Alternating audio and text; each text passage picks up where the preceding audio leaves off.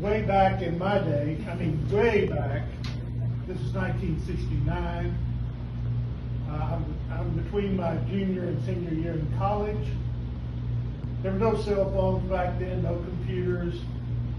And I had a scholarship to college, but I didn't have any money for spending money, so I had to work in the summertime to make money. And so this summer, particular summer, I drove a taxi, a yellow cab.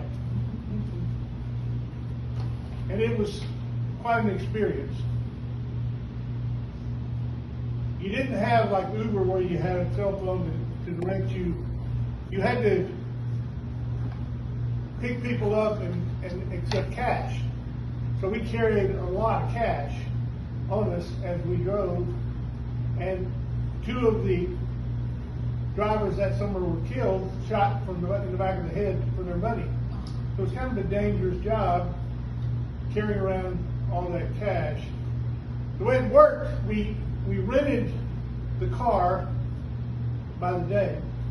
And if you rented for 6 days in a row, you got the 7th day free.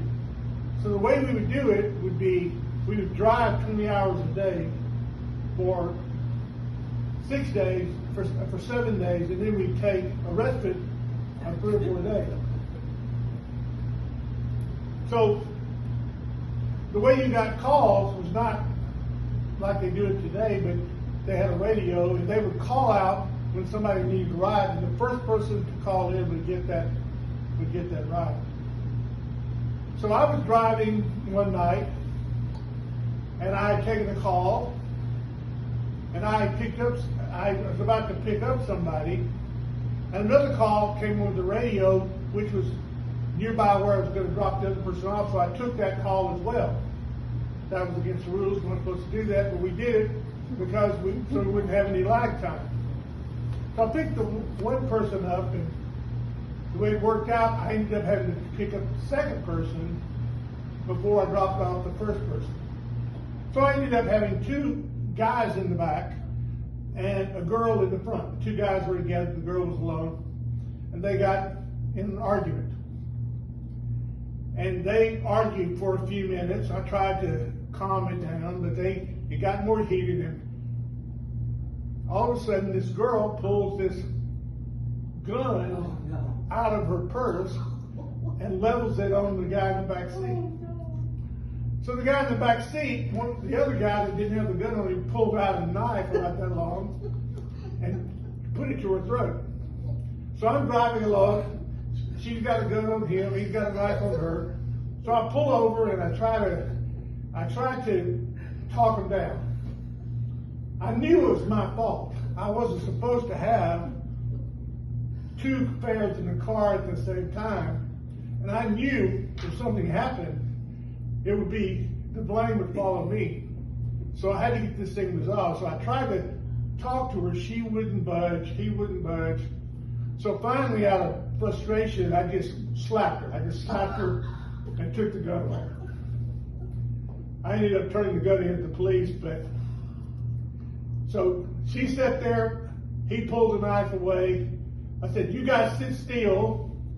So as fast as I could, I dropped the ball off, and my blood pressure started going down, and I said, "I'll never do that again." So the summer went pretty well. We made a lot of money. It was kind of funny because we lived in this really luxurious apartment. It was like 4 or 5 cab drivers. So we had all these yellow cabs in this luxurious apartment parked outside. We got a lot of complaints about that. But in the summer, I was getting ready to go back to college.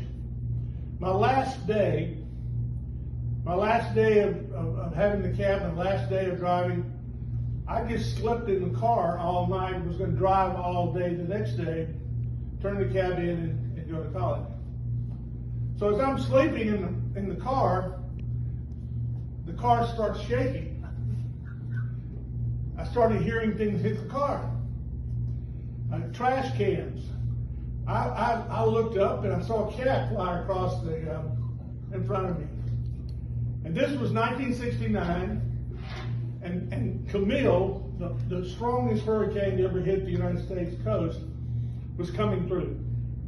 I was in Jackson, Mississippi. It hit on the Gulf Coast, but the winds were still 90 miles an hour in Jackson when it came through. So I'm sitting there, and the car's shaking, and so I called the dispatcher and I said, "What's going on?" He said, "Well, Camille is hitting." I said, "Well, what are we supposed to do?" And she said, "Well, can you drive?" I said, "I don't know. It looks pretty bad to me." She said, "Well, nobody's driving. No buses are driving. There's no way for people to get around. We're getting all these calls.